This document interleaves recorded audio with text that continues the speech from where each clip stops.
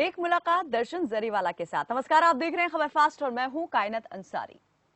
Corona के संकट में एक बार फिर से हम हाजिर हैं तनाव दूर करने वाला शो लेकर, और इसी कड़ी में हमारे साथ एक और जाने माने फिल्म अभिनेता दर्शन जरीवाला जुड़ गए हैं, जिनसे हम जानेंगे कि इस संकट के समय में वो क्या कर रहे हैं। बता दें कि जरीवाला साहब ने कई टीवी सीरियल्स और फिल्मों में काम किया है। बता दें कि दर्शन जरीवाला ने फिल्म गांधी और माय फादर के लिए उन्हें सर्वश्रेष्ठ सहायक अभिनेता का राष्ट्रीय पुरस्कार भी वो अपने नाम कर चुके हैं। दर्शन जरीवाला का जन्म 29 सितंबर 1958 को हुआ। दर्शन जरीवाला हम शक्ल, फटा पोस्टर, निकला हीरो, कमांडो, राजनीति, लाइफ पार्टनर और अजब प्रेम की गजब कहानी जैसी फिल्मों में काम कर चुके हैं। आज हमारे साथ जुड़ चुके हैं दर्शन जरीवाला जी। बहुत स्वागत है सर आपका हमारे साथ इस खास शो में जुड़ने के लिए। नमस्ते। नमस्ते दर्शन जी, आपके बारे में पढ़ के तो बहुत कुछ जानकारी मिली है, लेकिन आज हम चाहेंगे कि उसमें से बहुत सारी जानकारी जो है आप खुद अपनी जुबानी हमारे साथ शेयर करें। थोड़ी बहुत जो ऊपरी ऊपरी यहाँ पर हमने जानकारी ली है, उसके अंदर आज तह तक हम जाएंगे और पता करेंगे कि ये जो फिल्मी सफर है आपका कैसे कहाँ से शुरू हुआ। जी, तो दर्शन जी, सबसे पहले तो मैं यही आपसे जानना चाहूंगी कि ये जो फिल्मी सफर की शुरुआत रही आपकी, कहाँ से शुरू हुआ, कैसे आप इस दुनिया के अंदर आए, और कब, क्या ये शुरुआत से ही सोच लिया था आपने कि आपको एक एक्टर बनना है, कलाकार बनना है? मैं देखिए, मैं जब कॉलेज में था तब से मैं थिएटर में काम करता था जी, गुजराती थिएटर में, और उसके साथ साथ पढ़ाई भी चालू थी जी, और मैं चार्टर्ड अकाउंटेंट बना। जी, लेकिन उसके बाद में भी कई सालों तक मैंने चार्टर्ड अकाउंटेंसी का भी व्यवसाय अपनाया और एक्टिंग भी करता रहा। लेकिन जब मैं 40 साल का हुआ तब मैंने ये तय किया कि नहीं, अब ये और कुछ नहीं करना है, बस सिर्फ एक्टिंग करनी है। और दर्शन जी, मैं तब यानी से आपने उस एक पेशे को, उस प्रोफेशन को छोड़ दिया जिसके लिए लोग मतलब दिमाग तक का जो है कहते हैं तेल निकाल देते हैं, आंखों का तेल निकल जाता है लोगों की। हाँ, तो वैसे मैं पढ़ाई में बहुत अच्छा था, तो हो गया, मैं चार्टर्ड अकाउंटेंट बन गया। लेकिन मेरा दिल उसमें नहीं था शायद। तो ये पूरी जद्दोजहद को समझते हुए, मेरे मन को समझते हुए मुझे थोड़ा वक्त लगा। तो जब 40 साल का हुआ तब मैंने ये तय किया कि नहीं, अब मैं सिर्फ एक्टिंग करूंगा। और तब से बस मैं एक्टिंग में ही हूँ।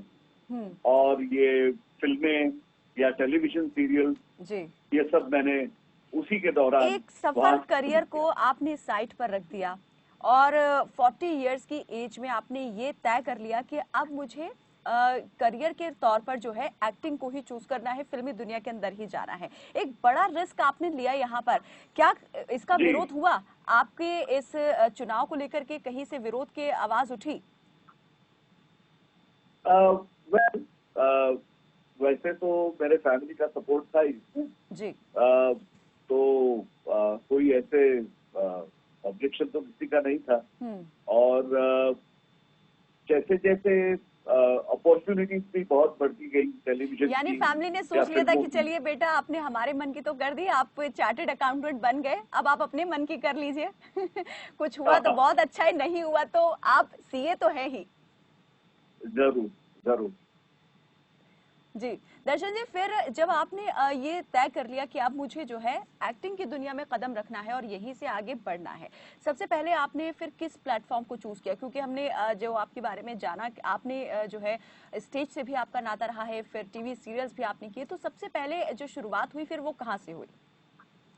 वो सबसे पहली जो शुरुआत हुई वो इसलिए हुई कि मेरी माता जी थी, वो गुजराती थिएटर की, गुजराती स्टेज की एक बहुत ही बड़ी अभिनेत्री थी। तो ये बहुत ही नेचुरल था मेरे लिए कि वो झुकाव और वो लगाव था स्टेज के लिए, और वही मेरे जहन में भी था। तो पहले मैंने गुजराती स्टेज किया, गुजराती के साथ साथ अंग्रेजी स्टेज भी किया। और करीब 1996 में, 96, 97, 1996, 97 में मैंने हिंदी टेलीविजन में रमेश सिप्पी साहब ने एक टेलीविजन सीरियल का निर्माण किया था, क्या बात है जी। तो उस क्या बात है नाम की सीरियल में मैंने एक मेन रोल किया। जिसका निर्देशन किया था उनके बेटे और अभी के फिल्म जगत के बहुत ही बड़े जो निर्देशक हैं, उनके बेटे ने, रोहन सिप्पी जी ने जी। तो तब से मैंने वो शुरुआत की। और स्टाइल फिल्म 2001 में जो आई, वो स्टाइल में मेरा रोल बहुत ही अच्छा लगा लोगों को।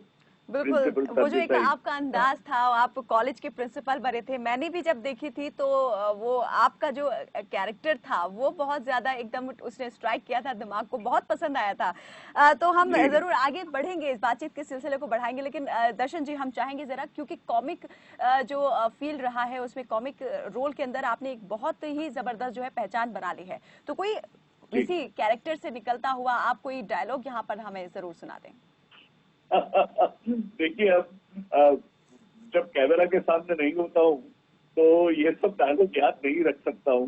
मेरी मेमोरी बहुत ही, वैसे लेकिन देखा कोई जाए ऐसा डायलॉग जो आपको, कोई कैरेक्टर जो अभी तक आपको एकदम आप उसके अंदर खो जाते हो और याद हो उसकी कुछ लाइनें। मैं देखिए, वैसे तो मैंने एक बहुत ही अच्छी फिल्म की थी जो आपने भी जिसका जिक्र किया, जिसके लिए मुझे नेशनल अवार्ड भी मिला, best supporting actor. Gandhi my father ji. Gandhi my father film का नाम था। उसमें एक बहुत ही अच्छी एक बात गांधी जी के मुंह से हमें सुनाई देती है, और वो मेरा बहुत ही प्यारा संवाद है, डायलॉग है। वो कहते हैं अपनी जिंदगी की आखिरी क्षणों में वो पूछते हैं कि क्या मेरे बेटे हरिलाल को आप ढूंढ निकाल सकते हो, क्योंकि मुझे उसको मिलने की बड़ी तमन्ना है। मेरी जिंदगी में मैं सिर्फ 2 ही लोगों को अपनी मन की बात समझा नहीं पाया। एक तो मेरा काठियावाड़ी दोस्त मोहम्मद अली जीना, और दूसरा मेरा अपना बेटा हरिलाल मोहनदास गांधी। इतना कह के गांधी जी की आंखों में नमी सी आ जाती है, और वो सिर्फ उतना बोल सकते हैं। ये महात्मा गांधी जी के किरदार का इस फिल्म का आखिरी डायलॉग था, आखिरी संवाद था। जो बाप और बेटे के बीच की कहानी थी, उसमें बाप की ओर से ये बहुत ही, मतलब बहुत ही, जिसको हम बोल सकते हैं कि ट्रेजिक बात उन्होंने कही कि मैं मेरी बात जिंदगी में 2 लोगों को समझा नहीं पाया। और उसने एक अपने देश के बारे में कहा कि भाई मैं मोहम्मद अली जीना को मेरी बात समझा नहीं पाया कि आप अलग देश मत मांगो, जो आप देश मांग रहे हो, अलग मुल्क बने पाकिस्तान, ये आप मत कीजिए। तो वो जीना को अपनी बात समझा नहीं पाए। और दूसरा, वो अपने बेटे को अपने खुद की जो राह थी चलने की, उस राह पे चलने की सलाह देते रहे, नसीहत देते रहे, लेकिन उनके बेटे ने उनकी एक न सुनी। तो वो बहुत ही वो पीड़ा, वो बहुत एकदम इस बिल्कुल संवाद में उभर कर सामने आती है, जिस तरह से आपने भी डिलीवर किया, वाकई में एकदम दिल को छू लेने वाला है। दर्शन जी, इस फिल्म में सपोर्टिंग एक्टर के तौर पर जब आपको नेशनल अवार्ड मिला, कैसा उस वक्त लगा? उस वक्त लगा कि जो करने आया था वो मैंने हासिल कर लिया। जी, वो बहुत ही धन्य क्षण था मेरे लिए कि जब मेरे काम को इतना सराहा गया, और चैलेंजिंग भी था वो।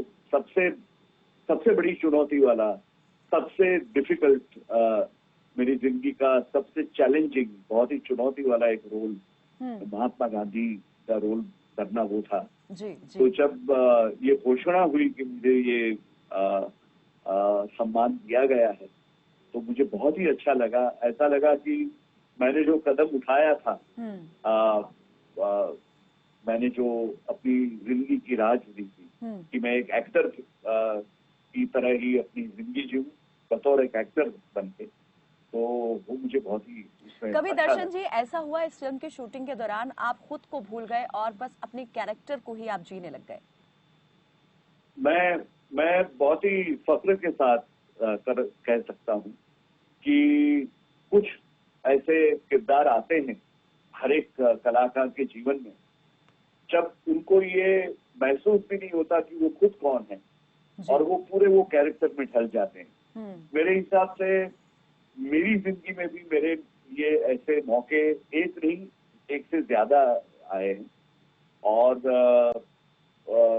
जैसे कि ये महात्मा गांधी जी का रोल जो किया वो मैं आपको बता सकता हूँ। दूसरा, मैंने एक गुजराती टेलीविजन सीरियल की थी। आपको शायद पता होगा कि हमारे वहाँ गुजराती में एक बहुत बड़े संत कवि बन गए हैं, नरसिंह मेहता। जी जी। वो नरसिंह मेहता जिन्होंने वैष्णव जन तो झेरे रे कहिए जे पीड़ पराई जाने रे नाम का एक बहुत ही फेमस भजन, ये जो भजन है गांधी जी का, जी, जो गांधी जी को भी बहुत प्रिय था। जी जी। तो वो जो भक्त कवि नरसिंह मेहता थे, उनके जीवन पर आधारित एक गुजराती टीवी सीरियल में मैंने जब काम किया तो मुझे कैरेक्टर के साथ इतना तादाद में हो गया मेरा, इतना मैं उसमें खो गया जी। और वो बहुत ही अच्छे दिन थे मेरे लिए। हमने जो उसके 27 एपिसोड किए थे दूरदर्शन पर, गुजराती दूरदर्शन पर। ये 1991 की बात कर रहा हूँ मैं। तो तब मैंने ये किया था और ये मुझे बहुत सेटिस्फैक्शन इसको मतलब कह सकते हैं कि मिला आपको। ये उसके अलावा मैंने गुजराती एक नाटक किया था, उसका नाम है आंधोड़ो पाटो। तो आंधोड़ो पाटो में मैंने एक बहुत ही इविल, शैतानियत से भरपूर ऐसा एक पहले तो जो आपने टाइटल बताया, हम चाहेंगे पहले उसका मतलब भी समझा दीजिए, क्योंकि हम हिंदी भाषी हैं तो गुजराती जरा हम नहीं समझ सकते। आंधोड़ो पाटो हमारे वहाँ गुजराती में एक जो आंख बिचौली खेलते हैं ना, जी जी, उसको आंधोड़ो पाटो बोलते हैं। अच्छा। जब एक पट्टी बांधी जाती है जी, जी। आंखों पे। और तो ये जो कहानी है उसके पर से फिल्म भी उन्होंने ही बनाई थी, जो निर्देशक निर्माता थे। आप शायद जानते होंगे, विपुल अमृतलाल शाह ने आंखें नाम की एक फिल्म बनाई। जी बिल्कुल, गोविंदा और चिंकी पांडे स्टारर मूवी, जिसमें बैंक रॉबरी की जाती है 3 ऐसे लोगों को जो दिव्यांग है। अच्छा, आप अमिताभ बच्चन वाली मूवी की बात कर रहे हैं जिसमें अक्षय कुमार और जी जी जी जी जी। तो उसमें अमिताभ बच्चन जी ने जो रोल किया वो गुजराती में स्टेज पे मैंने किया था। तो उस रोल में भी मुझे बहुत ही सराहना मिली थी। ये बात शायद ही लोगों को पता होगी कि आपके रोल से इंस्पायर्ड होकर के उस फिल्म में वो रोल जो है वो अमिताभ बच्चन जी ने वो अदा किया। जी जी। और ये मुझे बहुत ही, मतलब ये भी एक गर्व लेने जैसी बात है कि जो रोल मैंने गुजराती स्टेज पे किया वो करने के लिए निर्देशक ने जिसको चुना वो अभिनेता हमारी सदी के सबसे बड़े महानायक जी, अमिताभ बच्चन जी। तो ये मेरे लिए बड़े फख्र की बात है, बहुत ही खुशी का मौका है। तो ये किरदार की भी मैं बात कर सकता हूँ। तो ऐसे गुजराती थिएटर में भी मैंने बहुत सारे अच्छे किरदार किए हैं। मैंने जब अजब प्रेम की गजब कहानी में काम किया तो वो भी एक बहुत अच्छा किरदार था। रणबीर कपूर के फादर का रोल किया मैंने जी। तो वो भी मुझे बहुत ही प्यारा, बहुत ही अच्छा। उस मूवी से जुड़ी हुई कुछ मजेदार और यादगार किस्से अगर हैं तो हम जरूर आपसे चाहेंगे कि आप शेयर करें। वो अजब प्रेम की गजब कहानी का शूटिंग हम ऊटी के पास कर रहे थे जी। तो ऊटी से भी कुछ 40 किलोमीटर या 30 किलोमीटर दूर पहाड़ियों के बीच में हमारा पूरे गांव का एक सेट खड़ा किया गया जी। तो वहां से जब बम्बई आना होता है तो वो सेट से पहले तो ऊटी आओ, फिर ऊटी से कोयम्बटूर पहुंचो और फिर कोयम्बटूर से फ्लाइट लेकर बम्बई पहुंचो। ये एक पूरा दिन निकल जाता है ऐसे जाने में। तो अब बीच बीच में जब मेरा काम नहीं था और बम्बई में मेरा भी दूसरा काम चल रहा था जी। तो मैं हमेशा जब निकलता था मेरे सेट से तो मैं ये सोच के निकलता था, भगवान को ये प्रार्थना करता था कि भाई मुझे रणबीर मिल न जाए बीच में कहीं। ऐसा क्यों प्रार्थना करते थे? वो इसलिए क्योंकि उसके मुंह से अगर निकला कि दर्शन जी आप कहाँ जा रहे हैं और मैंने कहा बम्बई, और उसने अगर ये बोल दिया कि नहीं लेकिन आज तो आप नहीं जा पाएंगे, तो दर्शन जी कहीं नहीं जा रहे हैं। तो कहीं ना कहीं ऐसे हादसे होते थे कि मैं जा ही नहीं पाता। तो एक बार हाँ, मतलब वो जो सेट था वहां से ऊटी जी।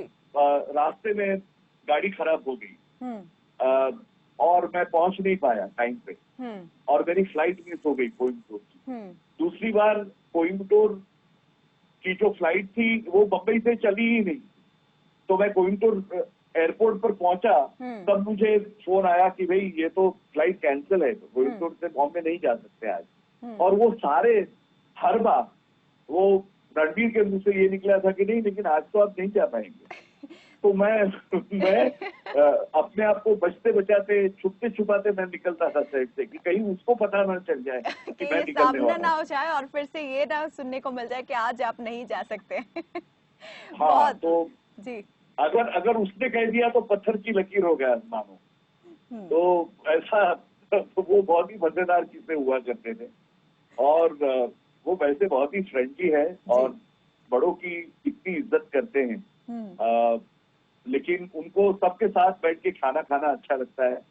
तो हम सब और हमारे दिग्दर्शक जो थे राजकुमार संतोषी जी जो है वो भी बहुत ही फूडी है, उनको भी बहुत अच्छा लगता है बड़े बड़े स्वादिष्ट व्यंजन का इंतजाम करना। खाने पीने के शौकीन है, मतलब आप भी खाने पीने के। तो आप जैसे गुजराती हैं, गुजराती लोग खाने में मीठा जो है वो बहुत पसंद करते हैं, हर चीज में मिठास जो है घुली होती है। तो आप भी क्या मीठे के शौकीन हैं या यहाँ थोड़ा सा चेंज आ गया है कि जो खाने पीने के शौकीन लोग हैं उनके साथ बैठ के आप भी तीखा खाना पसंद करने लगे हैं? नहीं, मैं तीखा खा लेता हूँ और वो चटपटा मसालेदार खाना मुझे बहुत ही अच्छा भी लगता है, लेकिन मैं हूँ तो गुजराती, तो थोड़ा मीठा खाना मैं ज्यादा पसंद करता हूँ।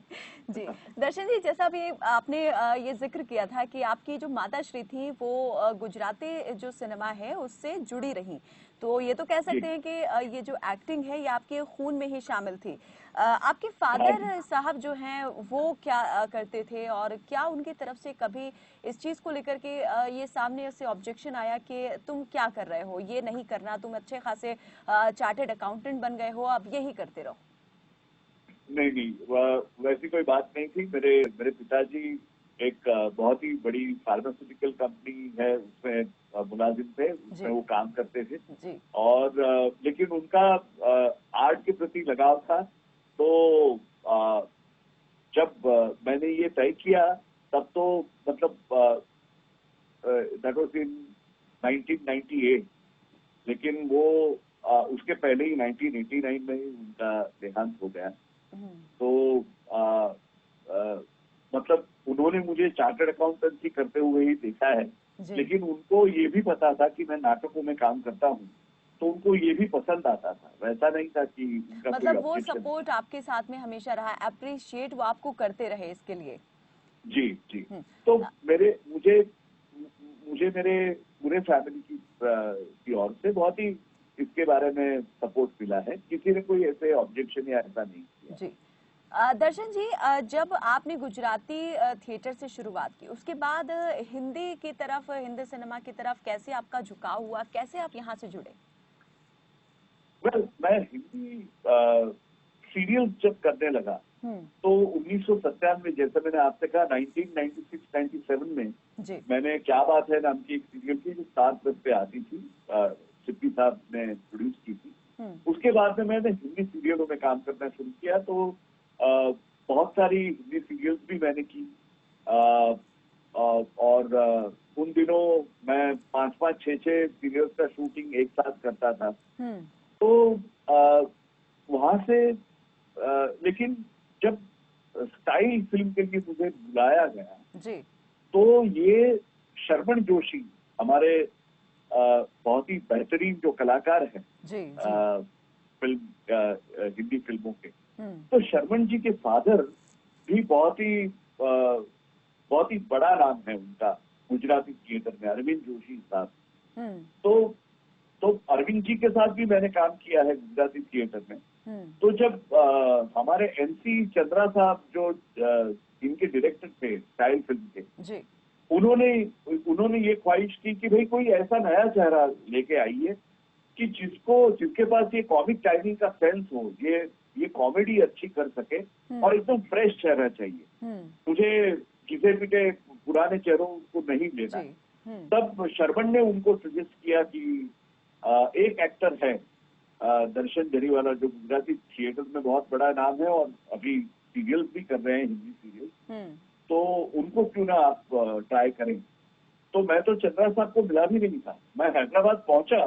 उसके बाद में जब शूटिंग का पहला दिन था, उसके कुछ 2 घंटे पहले ही मेरी उनसे पहली मुलाकात हुई।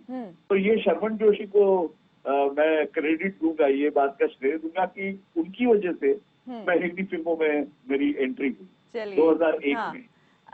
तो यहाँ पर फिल्मों पे तो एंट्री हो गई। अभी तक आपने कई बड़े बड़े जाने माने कलाकारों के साथ, डायरेक्टर के साथ में काम भी कर लिया है। सबसे ज्यादा मजा जो है किस एक्टर के साथ में आपको काम करने में आया? वेल, अगर एक्टर्स की बात है तो मेरा ये स्वभाव है। देखिए क्या है, मैंने कोई फॉर्मल ट्रेनिंग नहीं दी है एक्टिंग की। मैं कोई स्कूल में नहीं गया, या तो न तो मैंने इसके बारे में कोई पढ़ाई की है। तो मैं जो कुछ भी सीखा हूँ वो मेरे सह कलाकारों को देख देख के सीखा हूँ। मेरे साथी कलाकारों को देख के वो किस तरह से एक्टिंग को समझते हैं, वो किस तरह से अभिनय करते हैं, ये सब मैं ऑब्जर्व कर करके सीखा हूँ। तो मेरे लिए तो ये बड़ी पाठशाला है। जब मैं काम करता हूँ हिंदी फिल्मों में, तो मेरे साथ जो काम करता है वो मेरे लिए बहुत ही उतना ही अहमियत वाला इंसान बन जाता है, क्योंकि मुझे उसके पास से कुछ न कुछ सीखना है। तो मैं बहुत ही मतलब ये बहुत अच्छी और बड़ी बात आपने कही कि जब भी आप किसी नए प्रोजेक्ट पर काम करना शुरू कर देते हैं, तब ये सोच के नहीं जाते हैं कि मैं कुछ सिखा दूंगा, ये सोच के जाते हैं कि मैं अब कुछ नया सीख लूंगा। दर्शन जी, मैं आपसे ये जरूर जानना चाहूंगी, इस वक्त में जैसे हम सभी यहाँ पर जानते हैं कि किस तरह की महामारी जो है दुनिया भर में फैली हुई है, हमारा देश भी इससे अछूता नहीं रहा है। लॉकडाउन में हम सब लोग जी रहे हैं, जिंदगियां बहुत बदल गई हैं, तरीका बहुत बदल गया है। तो इस लॉकडाउन ने और इस कोरोना काल ने आपकी लाइफ को कितना चेंज किया है? आप क्या वो चीजें आप कर रहे हैं जो पहले नहीं करते थे और जो मिस करते थे? बहुत सारा पढ़ना बाकी है। मैं बहुत ही किताबी कीड़ा हूँ। मुझे फिक्शन पढ़ना बहुत ही अच्छा लगता है। तो मैं बहुत सारी पढ़ाई कर रहा हूँ अभी। वो सारी बुक जो मैंने अलमारी में रखी थी कि भाई कब टाइम मिलेगा तो पढ़ेंगे, तो वो सब मैं कर रहा हूँ।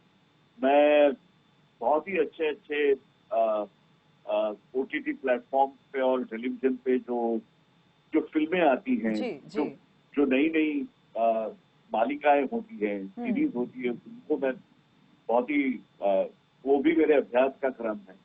साथ साथ अभी मैं योगा और प्राणायाम भी कर रहा हूँ, मेडिटेशन भी कर रहा हूँ। और मुझे लगता है कि दिन में एक बार एक ऐसे बंदे को, एक ऐसे दोस्त को भी फोन करना चाहिए जिसको आप सालों से मिले नहीं। तो मैं देखता हूँ मेरे ये बिल्कुल बजा फरमाया आपने कि कम से कम उस इंसान को हम याद कर सकते हैं इस वक्त में, जिससे याद करने की फुर्सत जो है हमारी लाइफ, हमें रूटीन लाइफ नहीं दे रही थी, क्योंकि इस वक्त लाइफ थम चुकी है, व्यस्तताएं रही नहीं है। तो इस बीच हम ये काम जो है वो जरूर कर सकते हैं कि अपनों से दोबारा हम जुड़ सकते हैं। दर्शन जी, मैं आपसे ये भी जानना चाहूंगी कि आपने डायरेक्टर्स भी, बड़े बड़े डायरेक्टर्स के साथ भी यहाँ पर काम किया है, तो डायरेक्टर्स में आपको सबसे ज्यादा जो मजा, अभी मैंने एक्टर का पूछा था, डायरेक्टर के साथ में किस डायरेक्टर के साथ में आपको काम करने का मजा आया? देखिए, वैसे तो सारे डायरेक्टर्स मुझे कुछ न कुछ सिखाते हैं, लेकिन राजकुमार संतोषी जी मेरे बहुत ही फेवरेट डायरेक्टर है ऑन द सेट, क्योंकि वो इतने बेहतरीन कलाकार हैं, खुद इतने अच्छे अभिनेता हैं कि जब वो आपको कोई भी सीन सुनाते हैं तो आपको अपनी झोली में से कुछ निकाल के करने की जरूरत ही नहीं पड़ती। अगर उनको बराबर आपने देख लिया और और उनका जो अभिनय है, उसका जो एक सत्य है, उसका जो ट्रूथ है, उसको अगर आपने पकड़ लिया तो फिर आपको घर से लाई गई कोई चीज इस्तेमाल करने की जरूरत नहीं पड़ती। वो एक मेरे बहुत ही अच्छे मतलब फिर ज्यादा आपको मेहनत करने की जरूरत नहीं है अपने किरदार के ऊपर, कैरेक्टर के ऊपर। नहीं, एक्चुअली उनसे अलग है, मेहनत ज्यादा करवाते हैं वो। अच्छा। वो ज्यादा रिटेक करवाते हैं। उनको ये लगता है कि हर एक रिटेक में आप कुछ न कुछ नया करें। अब देखिए, मैंने बहुत ही बड़े दिग्गज और डायरेक्टर्स के साथ भी काम किया है जी। और फर्स्ट टाइम डायरेक्टर्स के साथ भी मैंने बहुत काम किया है। तो राजकुमार संतोषी साहब हैं, प्रकाश झा हैं, आशुतोष गोवारीकर हैं, या तो हमारे मधुर भंडारकर साहब हैं, ये सबके साथ मैंने काम किया है। उनके पास से भी सीखा हूँ। और मैंने फिरोज अब्बास खान साहब, जिन्होंने मुझे गांधी माय फादर में गांधी का किरदार जिनके साथ मैंने किया, जिनकी राहबरी के तहत, वो फर्स्ट टाइम डायरेक्टर थे। रीमा कास्ती जी, जो पहली उनकी फिल्म उन्होंने डायरेक्ट की, हनीमून ट्रैवल्स प्राइवेट लिमिटेड, उसका मैं हिस्सा था। तो मैंने बहुत ही मतलब इतने फर्स्ट टाइम डायरेक्टरों के साथ काम किया है कि न पूछो बात। और ये मैं मेरा सौभाग्य मानता हूँ, क्योंकि फर्स्ट टाइम डायरेक्टर्स जो होते हैं वो इतने पैशनेट होते हैं अपने काम के लिए, वो इतने इंटेंस होते हैं और बहुत ही क्लियर होते हैं कि उनको क्या चाहिए, और वो उनको सक्सीड, एक सफलता प्राप्त करनी है, सार्थकता प्राप्त करनी है अपनी पहली फिल्म में। तो कितने जोश के साथ और पैशन के साथ वो काम करते हैं। तो उस पैशन के साथ जब वो काम करते हैं तो वो उसका रंग हमें भी लगता है और हमारा भी काम बहुत ही अच्छा हो जाता है। दर्शन जी, कभी ऐसे लगा आपको कि विपरीत परिस्थितियों में आपको शूट करना पड़ रहा है, आपका मन गवारा नहीं कर रहा, शरीर इस बात की इजाजत नहीं दे रहा, लेकिन क्योंकि सब फिक्स्ड है, शूटिंग पोस्टपोन नहीं हो सकती और आपको शूट करना ही करना है, कभी ऐसे आया आपके जीवन में समय? नहीं, देखिए, मुझे फिरोज ने एक बार बहुत ही अच्छी सलाह दी और उसने मुझे कहा था कि दर्शन, आप जो कुछ भी काम करते हो जी, उसको कभी डिस्पाइस मत करो, उसकी अवहेलना, उसका पूरे तन मन के साथ आप उसमें लग जाइए और जुट जाइए। दर्शन जी, वक्त यहाँ पर अब थोड़ा सा हमें लग रहा है कि इजाजत नहीं दे रहा है इस बातचीत के सिलसिले को आगे हम बढ़ा सकें, लेकिन जाते जाते हम ये जरूर आपसे चाहेंगे कि आप हमारे दर्शकों के लिए एक मैसेज यहाँ पर जरूर छोड़ें और किसी एक फिल्म का जिसका डायलॉग अभी तक आपके दिल दिमाग पर छपा हुआ हो, चस्पा हो गया हो, वो आप यहाँ पर जरूर हमें सुनाएं। और अगर कोई कॉमिक रोल हो तो फिर कहने ही क्या। मैं संदेशा तो यही दूंगा कि आप सब अपने अपने घर में रहें, स्वस्थ रहें। अगर आप बचेंगे कोविड-19 से तो आप दूसरों को भी बचा पाएंगे, क्योंकि अगर आपको इन्फेक्शन हो गया तो आपके साथ वाले सब जोखिम में आ जाएंगे। इस महामारी की, इस व्याधि की कोई दवाई नहीं है, अब तक कोई वैक्सीन नहीं है, तब तक हमें सबको सावधानी बरतनी होगी। और जाते जाते अगर डायलॉग का सवाल है तो मैं अजब प्रेम की गजब कहानी में एक अंत में एक डायलॉग आता था, जब विलन के साथ रणबीर कपूर इज फाइटिंग और तब मैं भी आ जाता हूँ और मैं उसके साथ मिलकर एक गुंडों को मारता हूँ, तो वो कहता है, अरे पापा आप यहाँ। तो मैं कहता हूँ कि अरे पगले, एक 4 दिन की पहचान में तू एक लड़की के लिए अपनी जान की बाजी लगा रहा है, तो मैं तो तेरा बाप हूँ रे, क्या मैं तेरे लिए इतना नहीं कर सकता? और वो कहता है, वाह क्या डायलॉग मारा है, फिर से बोलिए। तो मैं वही डायलॉग उसी तरह से दूसरी बार बोलता हूँ कि अरे पगले, एक 4 दिन की पहचान में एक लड़के के लिए तो अपनी जान पे की बाजी लगा सकता है, तो मैं तो तेरा बाप हूँ रे, मैं तेरे लिए इतना नहीं कर सकता। क्या बात है, बहुत खूब दर्शन जी, बहुत खूब और बहुत शुक्रिया आप हमारे साथ इस चर्चा में जुड़े और कई जानी अनजानी बातें जो है आपने हमारे साथ में शेयर की, बहुत बहुत शुक्रिया। तो यहाँ पर लगातार हम अपने इस शो के जरिए आपको एंटरटेन करने की कोशिश कर रहे हैं। लॉकडाउन चल रहा है, लेकिन निराश होने की और मायूस होने की कोई जरूरत नहीं है, क्योंकि आपको एंटरटेन करने का जिम्मा जो है वो पूरी तरीके से खबर फास्ट ने अपने कंधों पर उठाया हुआ है। फिलहाल के लिए मुझे दीजिए इजाजत और आप देखते रहिए खबर फास्ट। नमस्कार।